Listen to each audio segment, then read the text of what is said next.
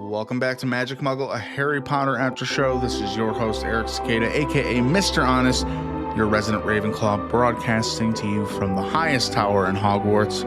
Today, we're covering Chapter 25 of Order of the Phoenix, The Beetle at Bay, and Chapter 26, Seen and Unforeseen. These chapters are stacked. We have a mass breakout from Azkaban, we have a murder, we have Hermione running what might be the most aggressive PR campaign in wizarding history.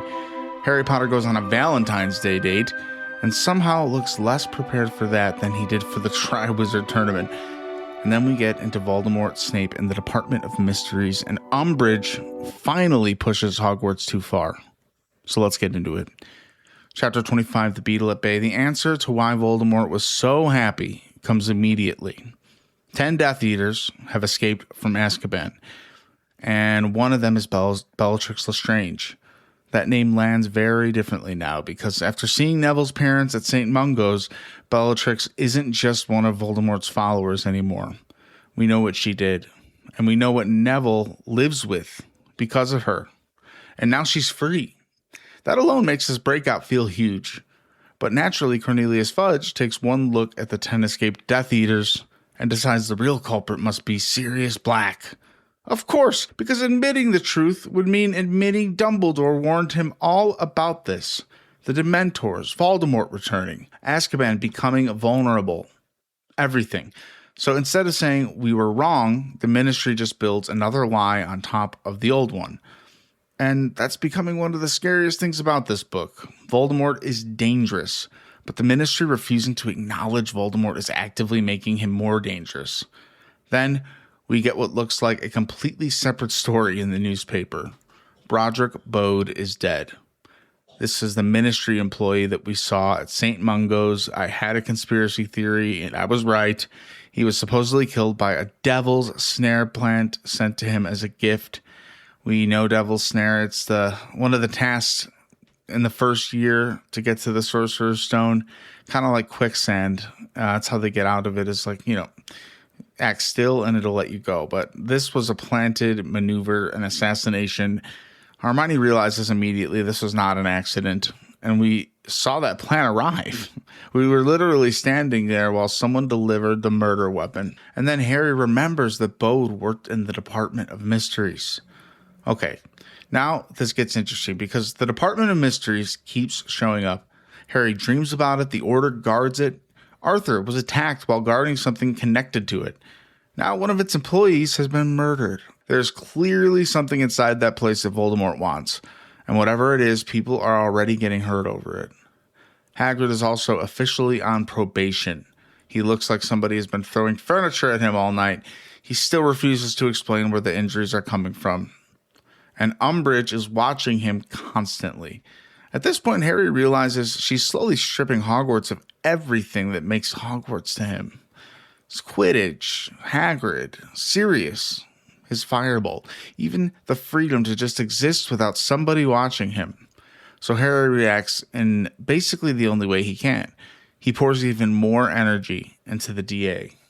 While Harry teaches his peers Defense Against the Dark Arts much better than their own teacher and the High Inquisitor of Hogwarts, kind of gives you a little more faith in Harry. And you could see Harry going above and beyond to learn himself while he's teaching them. So this is not only teaching, but also leveling up. And I think that's really important to note. Harry is getting stronger too through these practices. And this is where Neville really starts changing. Bellatrix is free. Neville says nothing about it, but suddenly he's practicing harder than everybody. He becomes obsessed with learning every jinx and counter curse Harry teaches them. And knowing what we know now about his parents, that hit me. Neville isn't suddenly becoming stronger out of nowhere. He has motivation now that nobody else in that room can fully understand. He's preparing himself, and I love that. Harry, meanwhile, is making the exact opposite amount of progress with occlumency. Basically none. His scar hurts constantly. He keeps picking up Voldemort's moods, and every night he's back in that corridor walking toward the black door in the Department of Mysteries. Except now Harry doesn't just want the dreams to stop. Part of him wants to know what's behind that door. And that feels dangerous. And Ron actually raises a question that I had not considered. What if Snape is making Harry's connection to Voldemort worse. Hermione immediately says no because Dumbledore trusts Snape. And that's basically where I remain with Snape. Every road eventually leads back to Dumbledore trusts him. And I still don't know whether that should make me feel better. And at the same time, Dumbledore is acting so weird in this book, so out of character, and not like in terms of writing in the book. I think it's a complex move for his actual character in writing, but he's not acting like himself for a specific reason that we've yet to really know. Then we get Valentine's Day, and finally, Harry and Cho go on their date. Now, this is going to be a little bit more of a lighthearted scene, right? Harry finally gets love, and it's going to be non-disastrous. Well, for about 5 minutes, it goes shockingly well. They talk about Quidditch. They're relaxed. Harry starts realizing he can actually speak to a girl without spontaneously combusting, something I'm sure all of us guys can relate to at some point of our life. I'm proud of him. And then they go to Madame Puddifoot's. And Madame Puddifoot sounds like the place Umbridge would open if she ever left the government. Bows, frills, cherubs, pink confetti. Couples making out approximately 6 inches from Harry's face. I think that part was really funny.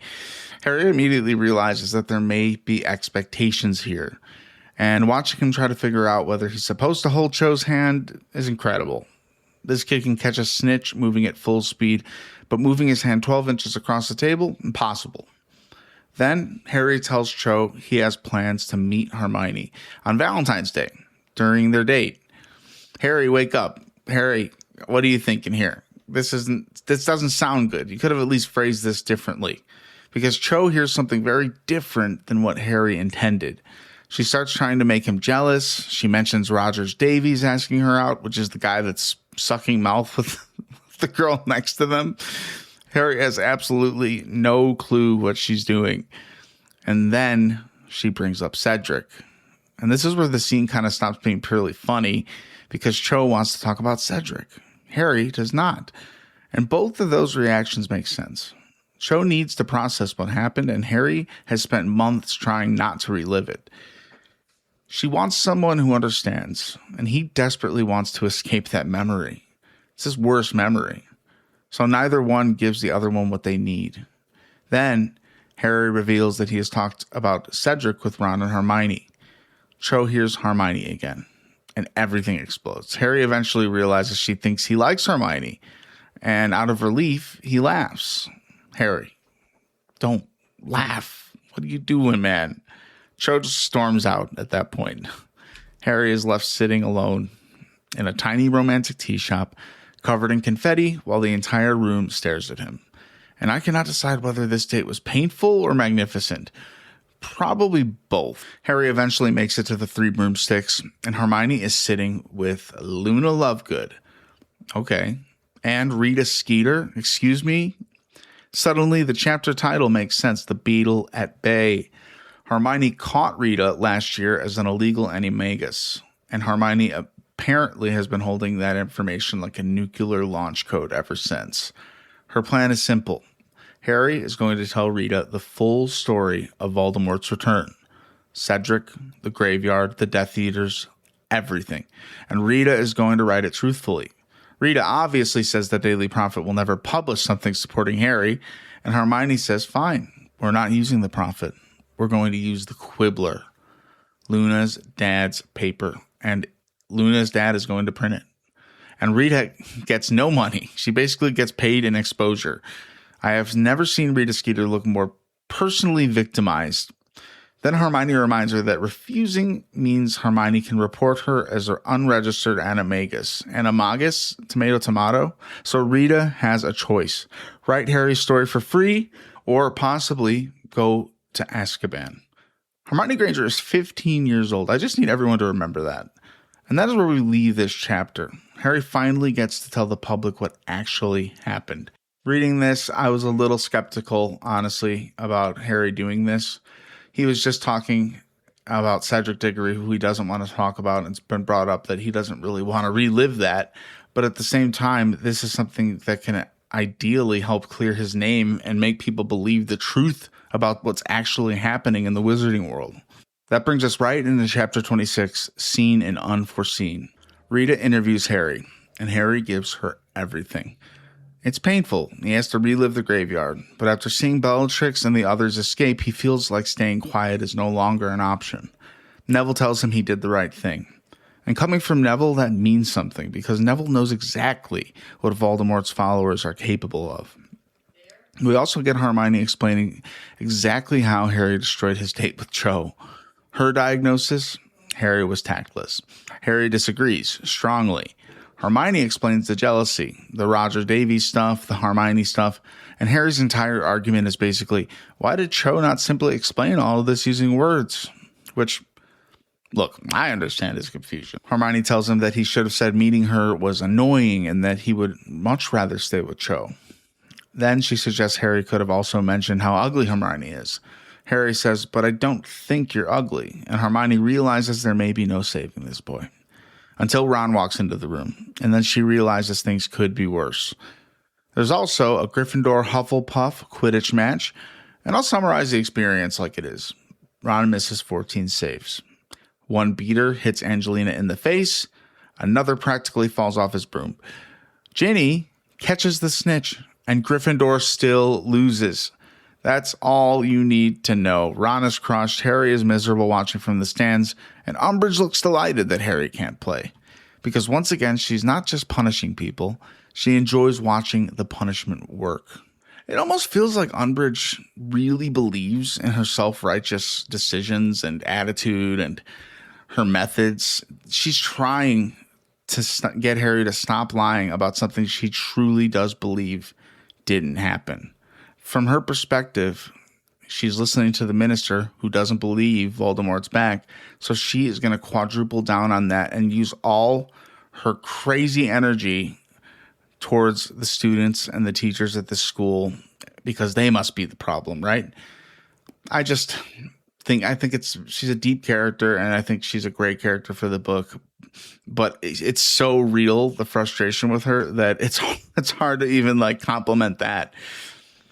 That night, Harry goes back to the Department of Mysteries in his dreams. And this time, the black door is open, barely. He gets close, he reaches for it, and he's finally about to find out what's inside, and Ron snores. Harry wakes up. And what bothers me is that Harry is disappointed. He wanted to go through.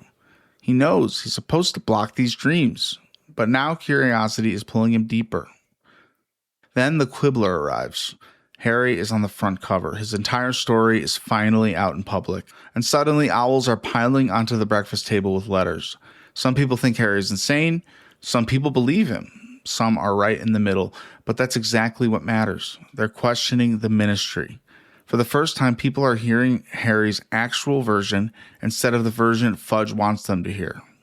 And then Umbridge finds out. She bans Harry from Hogsmeade. She takes 50 points from Gryffindor. She gives him more detention. Jeez Louise.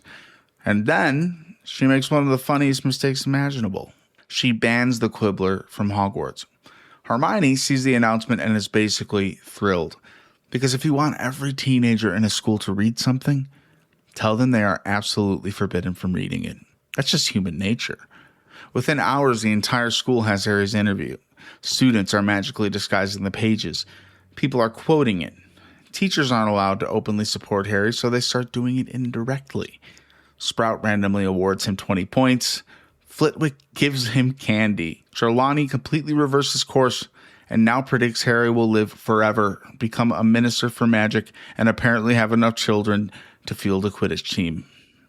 And even Cho comes back. She apologizes. She tells Harry the interview was brave and kisses him on the cheek.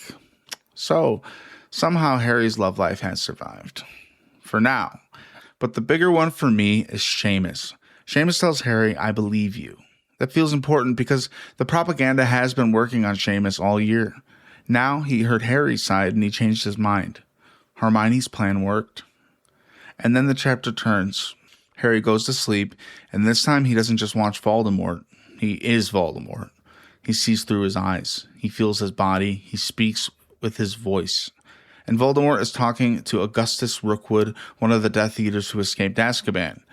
Rookwood tells him that Bode never could have taken whatever Voldemort wanted from the Department of Mysteries. And suddenly, the Bode mystery clicks into place.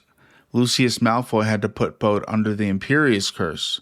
Bode was being forced to steal something protected, something he apparently physically could not take. And when Bode began recovering at St. Mungo's, they killed him. That devil's snare was cleanup. That is so much darker than I expected that plotline to become. Harry and Hermione also realize that this may explain Sturgis Podmore, the Order member who got arrested trying to enter the Department of Mysteries. Hermione thinks Lucius may have put him under the Imperius curse too. So Voldemort may have already tried multiple people, which means whatever is inside that department is extremely important. And now Rookwood, who used to work there, has told Voldemort something new. Voldemort thinks he finally knows how to move forward. Fantastic. That's just exactly what we needed. What really freaks me out, though, is Harry saying, I was Voldemort, not I saw Voldemort. He was inside him. And afterwards, he could still feel Voldemort's emotions. He can even sense that Avery is being punished somewhere. The connection is getting stronger, not weaker. And Harry doesn't want to tell Dumbledore because he knows he's supposed to be preventing this. So instead of asking for help, he starts hiding it. That feels like a terrible combination. Then we return to occlumency with Snape. And this may be one of my favorite sections of these chapters. Snape discovers Harry has still been seeing Voldemort. He accuses Harry of enjoying the visions because they make him feel important. Harry gets angry and fires back, finding out what Voldemort is saying is your job, isn't it? And Snape says, yes, it is. I've said this before and I'll say it again. I kind of love how Snape is written to be always on the edge of being the antagonist and always someone somehow you can suspect, like nearly every book, for something going wrong just because of like the way he is. And God forbid, maybe we are right. Maybe those bricks are laid out for a certain reason. Then something completely unexpected happens. Snape attacks Harry's mind again. Harry uses Protego, and the connection reverses. Harry suddenly sees Snape's memories. Just flashes. A frightened woman, a man yelling, a little boy crying in the corner, a lonely teenage Snape. And Snape immediately shuts it down. He is furious. And for just a second, Snape becomes more human. Not nicer, let's not get ridiculous, but we see that there was a child before there was this bitter, angry professor. And now I'm extremely curious about those memories Snape keeps placing inside of the pensieve before every lesson. What exactly is he hiding from Harry?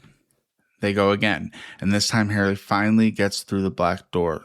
He sees the room behind it. Black walls, blue flames, more doors. He wants to keep going, and Snape pulls him out. Snape is furious again. And I don't know whether that anger is just because Harry's failing occlumency or because Snape knows exactly what Harry is getting closer to. But before we can find out, someone screams upstairs. And we reach the scene with Professor Trelawney. Umbridge has fired her. And look, I've spent plenty of time making fun of Trelawney, so have Harry, Ron, and Hermione. But this is horrible, because Umbridge isn't just simply removing her from her job. She humiliates her publicly in front of the entire school. Trelawney is sobbing. She says Hogwarts has been her home for 16 years, and Umbridge is enjoying it. That's the part that gets me. Then McGonagall steps in. She comforts Trelawney. Sprout helps her, Flitwick helps her, and suddenly the faculty closes ranks. They may not all respect divination. They may not even particularly like Trelawney, but she is one of theirs. Then Dumbledore arrives, and Umbridge proudly tells him that as the High Inquisitor, she has the legal authority to fire Trelawney. And Dumbledore basically says, yes, you do. But you do not have the authority to remove her from Hogwarts. That still belongs to me. So Trelawney is staying. And I love this because Dumbledore isn't yelling. He isn't fighting. He just keeps finding the exact edge of Umbridge's authority and standing 1 inch beyond it. You gotta love the heroic Dumbledore coming in to save a situation. And I love how calm and composed Dumbledore is able to be in many situations that I would probably be freaking out. Then Umbridge says, fine, she'll appoint the new divination teacher. And Dumbledore says, actually, I already handled it. Because the ministry only gets to appoint somebody if Dumbledore can't find a replacement himself. And he found one. Then we hear hooves. And through the door comes Firenze, the centaur from the Forbidden Forest in the Sorcerer's Stone, the first book. Dumbledore has hired a centaur to teach divination. Umbridge is speechless. And that is absolutely a glorious place to end, because Dumbledore just beat her at her own game twice in about 30 seconds. And based on what I know about Umbridge, I'm sure she will respond to this setback calmly and maturely. No problems whatsoever. So these chapters seriously move the story. The escaped Death Eaters make Voldemort's return impossible to keep contained forever. Harry finally gets his own version of the truth out to the world. People are starting to believe him. We know Bode was murdered because Voldemort was trying to get something from the Department of Mysteries. Harry's connection to Voldemort is becoming frighteningly strong. And now we've gotten our first real glimpse behind Snape's defenses, too. There's so many questions sitting there. What does Voldemort actually want? What is behind the rest of those doors? What memories is Snape hiding? And how badly is Umbridge going to react after Dumbledore just embarrassed her in front of half the school? Please, no spoilers. If you're reading along with me, come join me in the Magic Muggle Discord. It goes by the name Honest Verse because we combined with my Marvel Maniac podcast, and it's one big hub for all of us to talk about whatever geeky things we want. The invite is in the show notes, and that's the place where we share theories and we talk about episodes, and we experience the books along with the show without ruining what's ahead. We're going to be talking about the new Harry Potter series at the end of the year. We're going to be talking about Avengers Doomsday. It'd be great to have you in there. And if you're enjoying Magic Muggle, please rate or review the show on Apple Podcasts or wherever your podcast app allows it. It helps more people find us. Follow the show wherever you get your podcasts so you don't miss the next episode. Tell a friend, and until then, wands down, hearts full.